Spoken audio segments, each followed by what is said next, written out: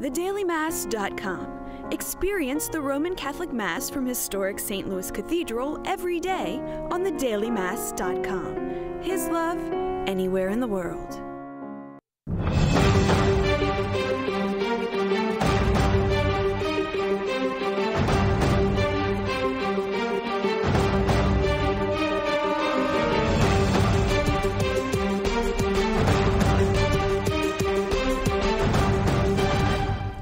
Good evening, I'm Sarah McDonald. And I'm Jason Angela. Welcome to Issues in Faith. We have had a very interesting course of events over the last 2 weeks. Yes, indeed. It's been, we mentioned last week, and obviously anyone who is paying attention to the news knows of the Boston Marathon bombings and the manhunt that followed 5 very years closely, later. Very closely, a very tragic manhunt. And a police officer lost his life, another police officer was wounded, and in between the explosion and the manhunt was the horrible, devastating explosion at the fertilizer plant in West Texas. That's right. And it's hard sometimes when you have those kinds of weeks to process everything that's going on. No, especially too if you have also too your own personal struggles that maybe with family and friends, work, economy, budgets, things like that, and then all of a sudden you see one more thing as big as this is to kind of add on to the plate. It can be very, very much overwhelming. And so our job, what we're hoping to do here tonight, is sort of change that, talk about some positive things, but most importantly, remind everyone that that God is bigger present. than all this. God is bigger than all of this. And we are people of hope. We're in the Easter season. That's right. That's right. God, I love the scripture, where sin abounds, grace abounds all the more, that there's always this opportunity that God never allows anything to happen that He can't make something beautiful and big, gorgeous for the glory of God to come out of it. And it's like we got to surrender to that at times. It's challenging, but realize that this isn't the end-all be-all, that there's a bigger story that's being told right now, and we just got to follow the divine author in the way that's being played out. That's right. And again, we need to find God in those little things, the big things, the tragic things. Turn to Him with our sorrows. Continue to pray for all those immediately affected by the tragedies. Yeah, God wants us to participate in this tragedy in a way of like participating with our prayers, with our fasting, with our thoughts, and just being that light to continue through this dark moment right now. And then we can always take this opportunity to thank God for all the blessings we have in our lives, doubt, to always give thanks in everything that we do and everything that we have. Amen. The cardinal charged with working for the sainthood cause of the late Archbishop Oscar Romero said the process to beatify and eventually canonize the murdered Salvadorian Archbishop has been unblocked. The announcement was made after a meeting with Pope Francis, but gave few details. The next step of the process is a formal papal declaration that Archbishop Romero died a martyr. If that happens, a miracle is not needed for his beatification. This week, a panel of Catholic bishops approached the newly introduced comprehensive immigration bill with optimism, saying the bill is on the right track. The concern the bishops have raised include requirements for undocumented immigrants to participate in a path to citizenship that will leave many behind, will end a system by which U.S. citizens may petition to bring family into the country, and would include possibly unrealistic requirements for certain border security goals be met before any provisions for citizenship programming begins. The U.S. Catholic bishops have consistently worked for comprehensive immigration reform that would uphold the dignity of the individual and the family. This Sunday at 3 p.m., Archbishop Gregory Amen will celebrate the annual Jubilee Mass, which will honor priests and religious men and women who have given decades of their lives in ministerial service to the Catholic Church. The Mass will be at St. Rita Catholic Church in New Orleans, and all are welcome to attend. As we continue to celebrate the year of family and faith, we are asking our viewers to join us in prayer for those families of our Catholic school graduates. Graduations season begins early in May. Please pray especially for our high school students moving on to college and college students that are moving on into the workforce, that they keep their faith and that they have their Catholic values in all aspects of their lives. In August of 2012, Hurricane Isaac brought devastating flooding to several areas of our Archdiocese, and some families are still struggling to recover. Tonight, Jason sits down with Tony Wright, Project Director for the Hurricane Isaac Disaster Case Management Program, to learn what Catholic Charities is still doing to help.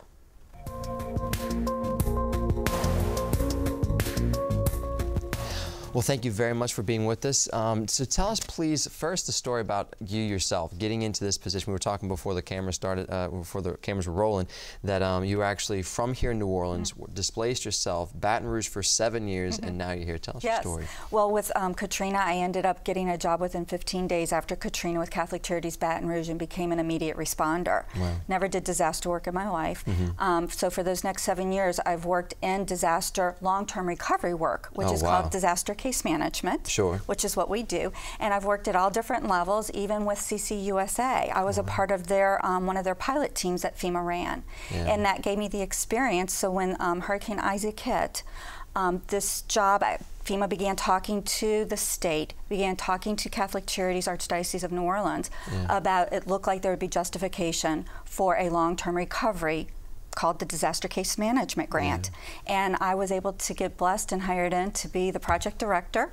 And Catholic Charities Archdiocese of New Orleans is the managing partner of, you could say, the consortium for the long-term recovery piece. We're going to manage the grant for the state, and we have hired 4 provider agencies. And with that, I'm able to return home. Fantastic. Exactly 7 years. Pretty amazing. Well, welcome back home, thank you. And thank you too for your service here. So tell us specifically again.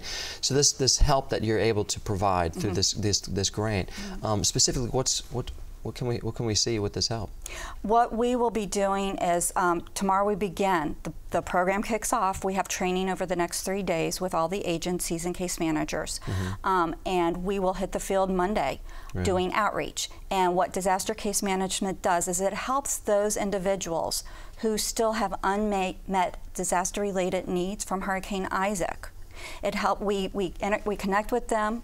We go through an assessment. We hear what their needs are, and then from there we understand how we can hopefully connect them to the resources to help them overcome the obstacles that are still in their way in their recovery efforts. I'm sure there's a lot when you say like helping someone after the recovery. Like you're saying, there's a lot. There's not just food and shelter. Tell us some of the specifics that people might be. We are finding a lot of families that are either underinsured or have insurance. That's health insurance, home insurance, life, and like whatever. Really the home insurance, and in the midst of helping the family with their home stability recovery, we do provide holistic services. We get involved with if there's a food need. When you're displaced, as we all know here from New Orleans, the cost can really go high. People are paying rent, their FEMA money has run out, and at this point there's very little we could probably help them with FEMA. If there is, we're going to go for the advocacy piece to try to obtain those FEMA benefits for the family. Same thing with insurance. I've had situations where an insurance company wasn't coming to the plate with what the policy was. If it's an elderly individual at this stage, they're pretty worn out, and maybe they need support and the encouragement and the advocate to help bring forth justice for them. We do run into, we said food earlier, clothing issues, basic household goods, furniture. And I told you a story. Last week there was a family impacted by Hurricane Sandy living in an apartment here, wanted to give, and they did give, all their apartment furnishings they'd purchased while displaced to an Isaac family. So they were here. They were here. And then they just took all their stuff and just donated it to... They donated to another family whose house had just become ready. Oh, wow. There is still rebuild work going on, and the rebuild groups in our area are very, very active. Volunteers are coming in. Large denominations are still coming into our area to provide the volunteer services. So homes are getting rebuilt if there's not enough money. Supplies are being furnished from big construction companies. There's a lot of activity, even though it's 8-9 months later.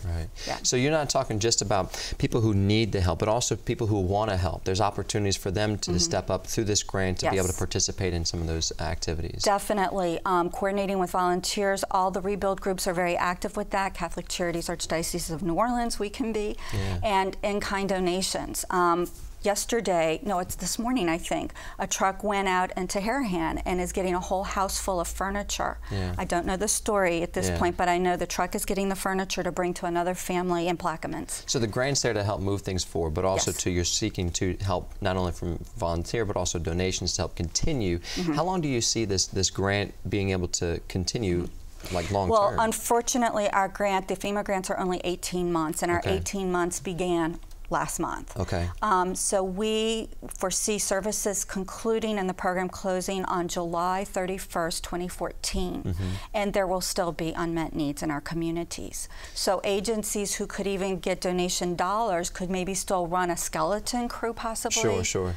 But well, specifically, again, I want to make sure that if anybody's in need of some help, if they financially or whatever they might be, maybe just some counseling services yes, from the storm. Very much so. So anything like that, and those, and even I'm sure that you know, obviously when these types of things happens, families break down, and then there's a lot of tension, and there's a lot of help for, for all these things. You're saying that they can do this, and where specifically can they go to find this information? Yes. Well, as the managing component, we do have a hotline, and I have to read the number. It's 866-891-2210, and there's a link. When you call in, it says if you're calling with an Isaac unmet need, please hit whatever extension, and it will get you to our hotline, where we will start next week, because contracts are now signed. We can disperse all of these referrals to the actual case managers. In the next 2 weeks, I think anyone on our wait list will be followed up with. And no one shouldn't be ashamed, or they should call and just, if they have a question, if they make the criteria for this help, then they should be. Exactly. What about if they know somebody who might be kind of hesitant to call? Is there a way that they can kind of help, kind of encourage them, or maybe call for them in a way? Yes, you can call in, and we could probably give you a referral to, there is, FEMA also pays for and funds, and there are in the field crisis counselors right now, and we could connect you with the crisis counselors who are our partners in the field. For those who are maybe locked in, we're finding even today there are people locked in with in horrendous living conditions. You just shut down sometimes. Well, I totally understand. And I tell you what, please keep us posted. Thank you so much for being with us. Thank you for moving this forward. And I'm sure 18 months we'll be able to have you back in and maybe keep some great results, hopefully. Exactly, hopefully, hopefully God's just going to bless the works of the hands as we go forth. Thank you so much for all that you've done, and continue to keep us in prayer, please. For those seeking more information or assistance recovering from Hurricane Isaac, you can call 1-866-891-2210, or you can go online to www.ccano.org, and we'll be right back.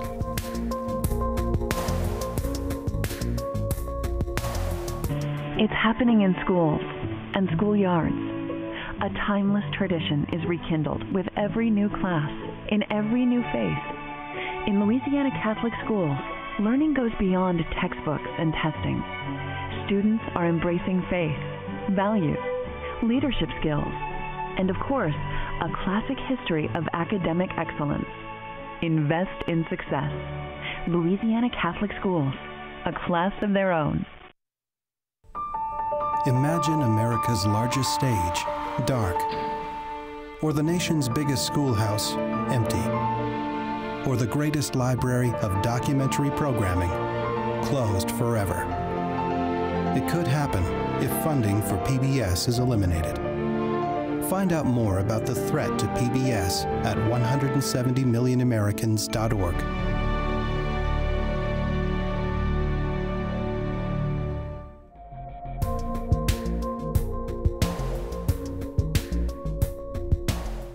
A group of girls from Archbishop Chappelle High School figured one way to help fund their school trip to New York was to start singing for their supper, breakfast, and airfare. The chorale group at Chappelle put on a show to raise money for a spring trip that includes Broadway and Manhattan. Janet Gross takes us to this year's performance of Cafe Chorale. Fill in more, don't get behind the keyboard. There's not much time till the show.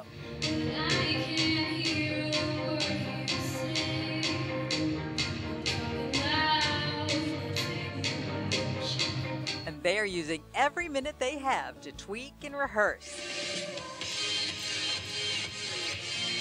This is the chorale from Chappelle, and they're hoping this show will get them to Broadway. Well, they're hoping to get Broadway tickets. We're gonna tour Carnegie Hall, I'm pretty sure. We go on we eat in a Little Italy at some cute little restaurant. We cover so many things. We get a tour of Manhattan, Upper Manhattan, Lower Manhattan. Just a small town girl, living in a lonely world. She took a midnight train going anywhere. It's called Cafe Chorale, a show to show off their individual talents and raise some cash for the big spring trip to New York. Boom ba boom ba, I wanna settle down. Boom ba, I wanna settle down. Boom ba, won't you settle down with me? Settle down. Boom ba. Their director came up with this idea a few years ago, and it's become so popular they had to move it to the gym.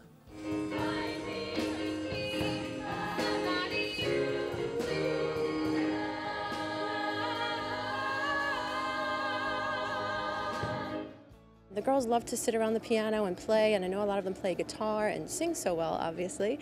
So I thought, how can we benefit from this? So I started this night. I let them perform pop music, Broadway music. We do a couple of group numbers. Where every member of chorale can do a solo, duet, anything they want, any song they want, and put together by themselves and then perform it on stage and showcase what talent they have. Everybody wants to put me down and they say I'm going crazy. So they picked and practiced some songs, got a little help from the director. Okay, here we go. And they put on a show, inviting family and friends, knowing that the audience was definitely going to like what they heard. She's fabulous. She's fabulous. And that was before the show. Ladies and gentlemen, the 2012-2013 chorale. Act after act got the big applause.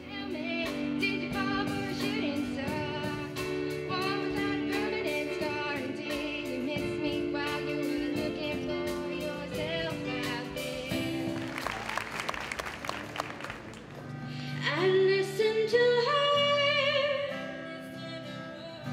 'cause I know how it hurts. Being brave and belting it out for a small bite of the Big Apple.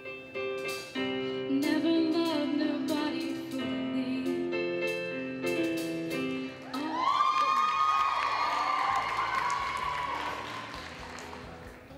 I'm Janet Gross for Issues and Faith. In addition to 4 days of sightseeing, the girls will also be performing in New York. The whole chorale will be singing at a mass at a cathedral in Manhattan. I'm here today inside historic St. Louis Cathedral, a place where WLAE has broadcast the daily Mass for more than 25 years. A recent PBS ruling ensures that this valuable service will continue on WLAE for those looking for daily inspiration, and for the many who are homebound or in our area hospitals who can't attend Mass. But in order to continue to provide the Mass every day, we need your financial support now more than ever. I'm asking you to please consider donating today. We have numerous partnership opportunities available. For as little as $32 a month, you can help fund the televising of the Daily Mass, a program that lifts the spirit and enriches the lives of so many of our viewers. And for a donation of $50 or more, we will send you this beautiful signed poster of St. Louis Cathedral as our gift. Please send your contributions to WLAE TV, 3330 North Causeway Boulevard, Metairie, Louisiana 7002, or to donate online, log on to WLAE.com and click on the picture of St. Louis Cathedral. For more information on partnership opportunities, call 504-866-7411. At WLAE, we've worked hard to keep the Mass on the air. Now we need your financial support to keep it going. I know that you'll help us if you can. Thank you, and God bless.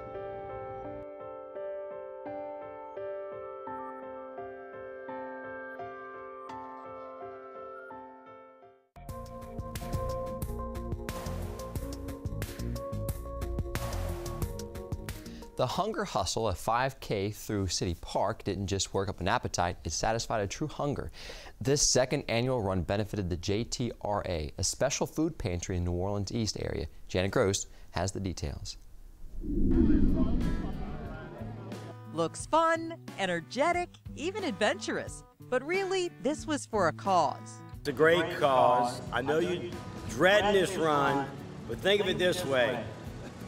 We fed last year over 33,000 people. Understand?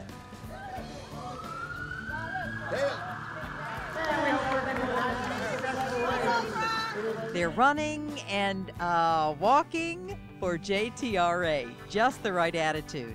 a food pantry that doesn't accept city, state, or federal funding, ensuring that even hungry people without the right paperwork can be fed. It's hard to tell someone, you get $5 too much, we can't give you a bag of groceries. So we elect to do it the hard way, and that's why we're having this fundraiser and others. Hundreds of people registered for this foot race against hunger, some of them from the race's sponsor, Premier Automotive Group.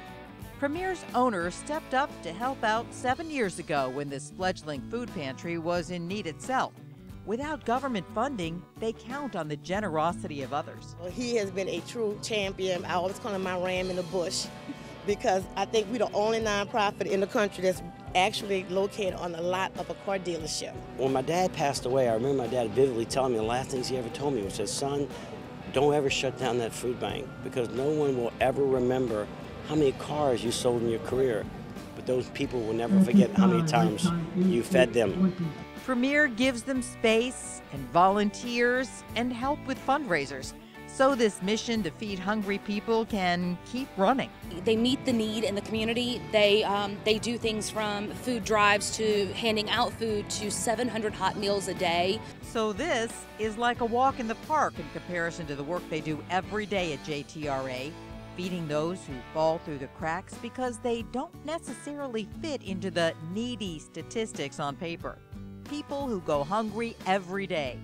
JTRA's founder was one of them. A single working mom fighting cancer, fighting to keep food on the table. She asked God to help her live to help others. Some people say you cheated debt, but I don't consider it cheating debt. I think God gave me a mission, and that might have been my eye opener to say, you're not meant to do this, you're meant to do this. And that's what we do, and it's a blessing. And she spread it around, even going into senior housing like Christopher Homes, when calls for help started coming in. And some of these seniors cannot provide for themselves or cook for themselves because they've hit that age where they just can't do it, and they don't have a family member living there with them. So bringing them that hot meal makes a huge difference in their lives. Sometimes they tell us it's the only hot meal they get a day.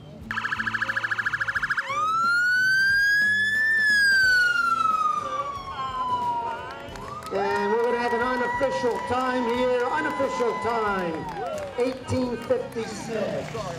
The real winners here are those who will get a few groceries thanks to this hunger hustle. That was a long one.